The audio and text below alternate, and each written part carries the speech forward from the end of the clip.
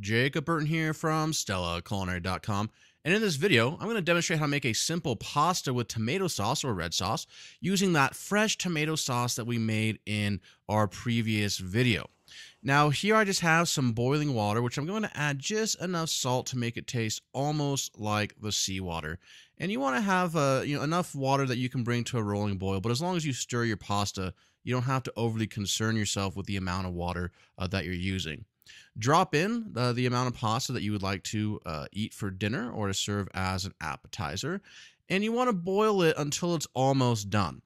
Now, when it reaches the point to where it's almost to the texture that you like, you're going to take your simple fresh tomato sauce and heat it up in a pan. Now, because we are just now heating and we haven't cooked it for a long time, you're going to notice that the sauce has a really bright flavor and it tastes like fresh tomatoes, which is what you want. Sometimes you don't want a super heavy sauce.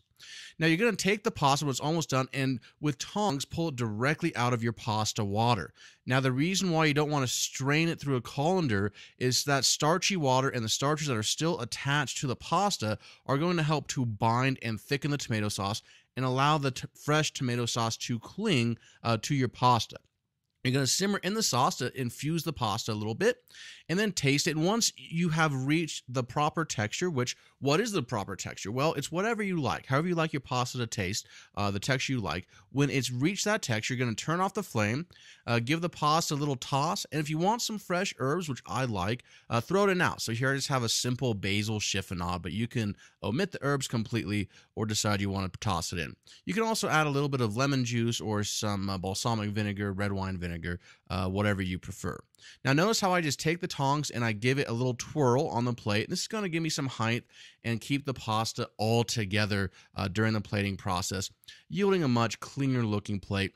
Any sort of smudges on the edge there, you just go back with a towel and clean up. For a simple pasta dish, I like a simple garnish of freshly grated Parmesan Reggiano, but you can also garnish with fresh herbs or tomato concasse, whatever you like. If you're curious how I made this simple red pasta sauce that we used in this video, you can click the thumbnail in the top right corner of your screen or head on over to this episode's show notes at stellaculinary.com/CT18.